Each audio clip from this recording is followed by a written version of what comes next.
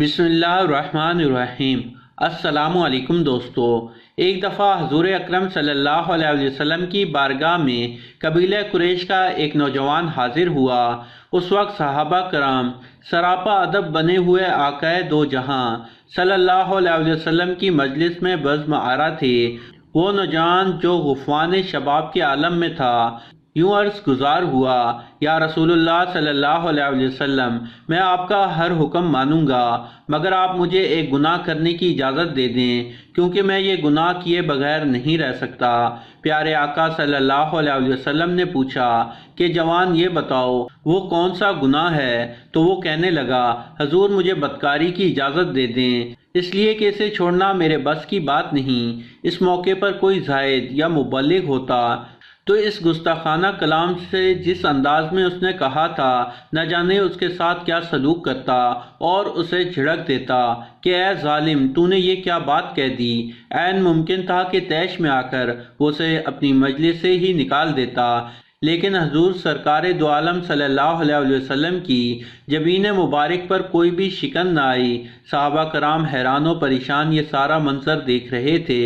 حضور اکرم صلی اللہ علیہ وسلم نے اس قریشی نوجوان کو اپنے قریب کر لیا اور بڑی شفقت سے نرم لہجے میں پوچھا، اے بیٹے ذرا یہ تو بتاؤ، جس جرم کی تم نے مجھ سے اجازت مانگی ہے، جسے کرنے کا تیرا ارادہ ہے، کیا تو ایسا اپنی ماں سے کرے گا؟ اس نے کہا، یا رسول اللہ صلی اللہ علیہ وسلم، ہرگز نہیں، کیا کوئی اپنی ماں سے بھی ایسا کر سکتا ہے؟ آپ صلی اللہ علیہ وسلم نے فرمایا، ہاں تم نے سچ کہا۔ پھر فرمایا، کیا تو اپنی بیٹی کے ساتھ ایسا کر سکتا ہے؟ اس نے عرض کیا، یا رسول اللہ صلی اللہ علیہ وسلم، کیا اپنی بیٹی سے بھی ایسا تصور کیا جا سکتا ہے؟ آپ صلی اللہ علیہ وسلم نے فرمایا، تم نے بالکل ٹھیک بات کہی، تو کیا تمہارا اپنی بہن کے ساتھ ایسا کرنے کا ارادہ ہے؟ اس نے کہا، ہرگز نہیں، کیا کوئی اپنی بہن سے بھی ایسی حرکت کر سکتا ہے؟ حضور نبی کریم صلی اللہ علیہ وسلم نے فرمایا کہ ہاں تو نے سچ کہا۔ پھر آپ صلی اللہ علیہ وسلم نے چچی، پھوپھی، خالہ اور جتنے محرم رشتے ہو سکتے تھے سب گنوائے، اور وہ ہر ایک کے بارے میں انکار کرتا رہا۔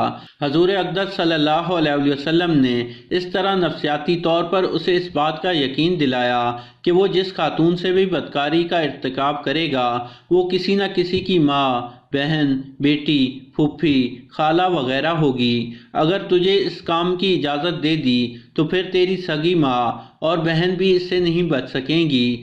اصل نقطہ جو حضور اکرم صلی اللہ علیہ وسلم اس نوجوان کو سمجھانا چاہتے تھے وہ اس نوجوان کے دل میں اتر گیا۔ پھر حدیث پاک میں آگے بیان ہوا کہ آپ نے اپنا دست شفقت اس کے کندھے پر رکھا۔ وہ نوجوان اتنا خوش قسمت تھا کہ جو گناہ کی اجازت لینے آیا تھا، مگر آقا صلی اللہ علیہ وسلم کا ہاتھ اس کے سر پر پڑ گیا۔ آپ نے اس کے حق میں دعا فرمائی کہ اے میرے اللہ، اس نوجوان کی گزشتہ گناہ معاف فرما دے اور اس سے آئندہ گناہ کرنے کی توفیق چھین لے۔ حدیث کے راوی صحابی بیان کرتے ہیں کہ پھر زندگی بھر کے لیے اس کے دل کی حالت اس طرح تبدیل ہوئی کہ مرتے دم تک اس کی نظر کسی غیر محرم کی طرف نہ اٹھی۔ تو دوستو یہ تھی ہماری آج کی ویڈیو، یقیناً آپ کو پسند آئی ہوگی۔ پسند آنے کی صورت میں اس ویڈیو کو لائک ضرور کریں اور اس ویڈیو کو زیادہ سے زیادہ اپنے دوستوں، عزیزوں اور رشتہ داروں تک سوشل میڈیا پر شیئر کر دیں، اور ہمارے اس چینل کو سبسکرائب کرتے ہوئے ساتھ موجود گھنٹی کا بٹن بھی دبا دیں۔ جزاک اللہ۔